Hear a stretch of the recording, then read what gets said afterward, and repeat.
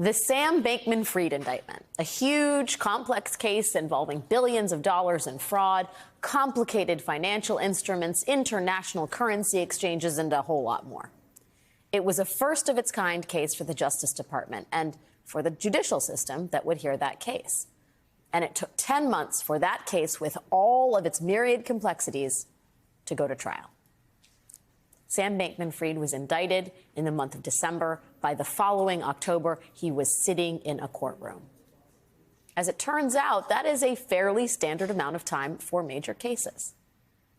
In October of 2017, former Trump campaign manager Paul Manafort was arrested and charged by Robert Mueller in Washington, D.C., for money laundering and failing to register as a foreign agent. Mueller followed that with more related tax and bank fraud charges in Virginia a few months later. So, two high-stakes cases involving the former campaign manager of a sitting U.S. president. But even with all that, the time from Manafort's initial arrest to the first day of his first trial in Virginia was just 9 months.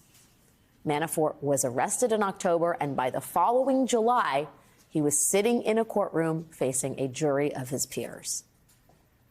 Oath Keepers leader Stewart Rhodes was charged by the Justice Department for carrying out a seditious conspiracy against the United States on January 6, 2021. Rhodes was arrested in January of 2022. By that October, his trial had begun. And that was not an easy case for the prosecution by any means. Seditious conspiracy charges have only been brought a handful of times in our nation's history, and to mixed results at trial. But by November of 2022, just 11 months after the Justice Department first brought those charges, Stewart Rhodes was convicted. These convictions were the result of tireless work by Justice Department agents, attorneys, analysts, and support staff, beginning in January 2021 with a methodical collection of evidence and continuing through the presentation of that evidence during the 7-week trial that began in October of 2022. Their skill and dedication are in the very best tradition of the Justice Department, and we are all extremely grateful to them. 11 months from arrest to conviction. Today, it has officially been 11 months since Donald Trump was indicted by the Justice Department on 37 counts related to his alleged mishandling of classified documents at his Florida beach club, Mar-a-Lago. 11 months today.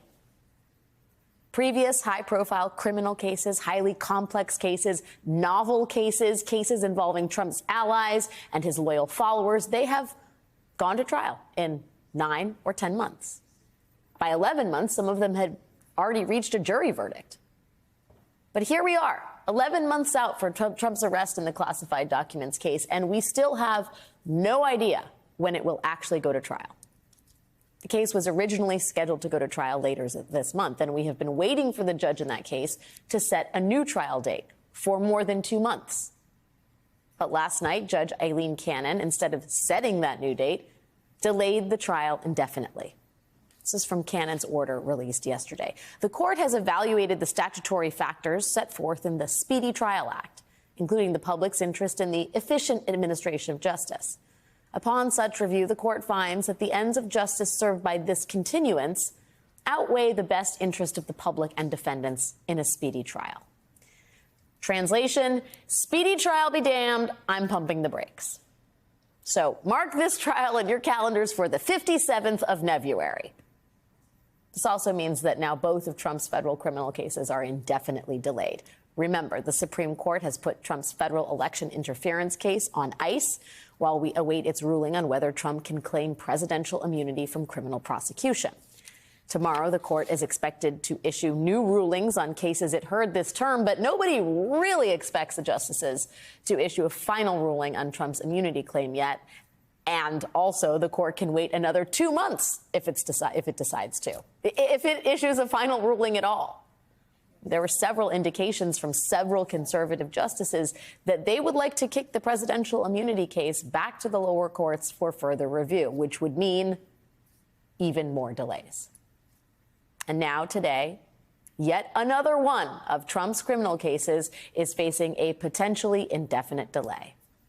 That would be Fulton County District Attorney Fani Willis's conspiracy case against Trump and 14 co-defendants. That case was heading to trial until one of Trump's co-defendants tried to get DA Willis disqualified because of a romantic relationship with her lead prosecutor.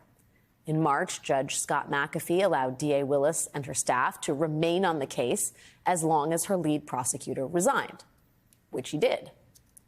But the judge left the door open for Trump and his co-defendants to appeal. And this morning, the Georgia State Appeals Court said that it will consider that appeal, meaning justice delayed. Again.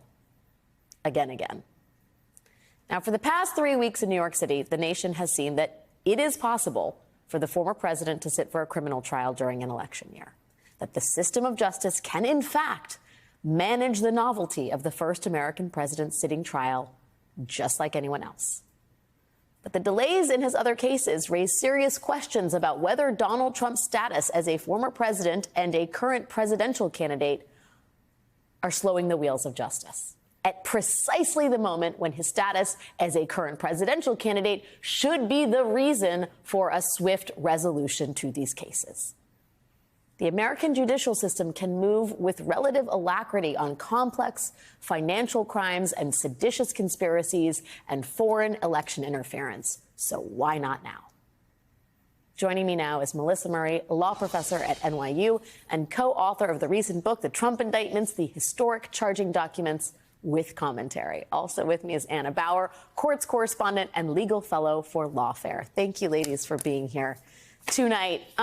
Melissa, it doesn't seem like a coincidence that all of the Trump trials have been delayed with the exception of New York. Can you disabuse me of the notion that somehow these judges are giving him preferential treatment?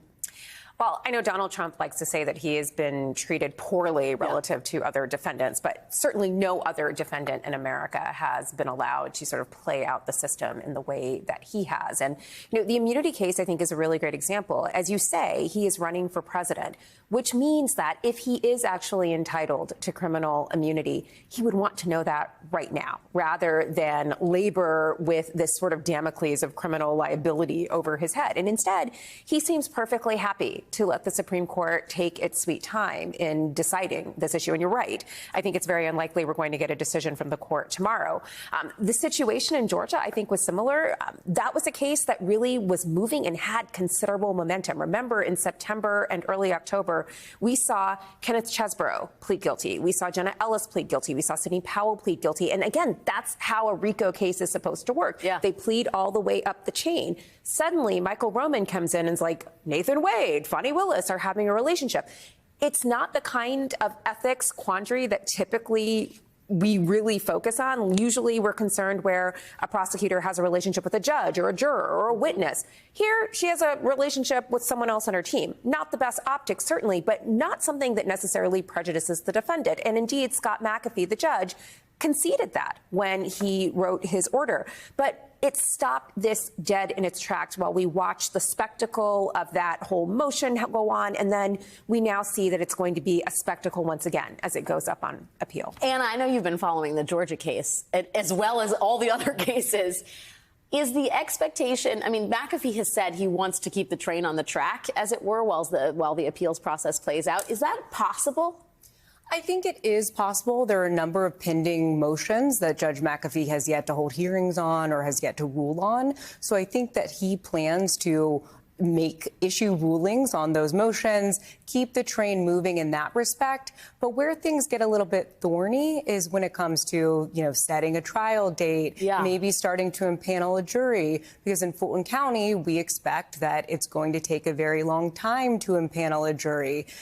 There's another RICO case there that is ongoing that it took over a year to impanel a jury. So there are things that I think maybe he will be hesitant to do, such as starting any kind of actual trial proceedings, because he likely does not have jurisdiction to enter a judgment of conviction, and he's going to be very concerned that even if the Court of Appeals doesn't stay or put things on pause, because Trump's team can still ask the Court of Appeals to put things on pause, independent of what Judge McAfee wants to do, But even if they allow him to keep doing some of these pretrial matters, he just simply doesn't have jurisdiction to actually enter a judgment of conviction. So his hands are effectively tied at a certain point. And there is no trial date right now, right? There's no trial date right now. I do want to suggest, though, that there's a possibility that we could get some defendants other than Trump in Fulton County who are tried potentially before the election or at least before 2025.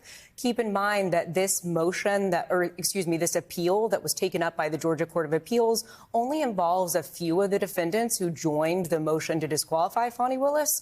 There are other defendants who didn't join it and so ostensibly waived their right to, make this motion to disqualify because they missed the deadline.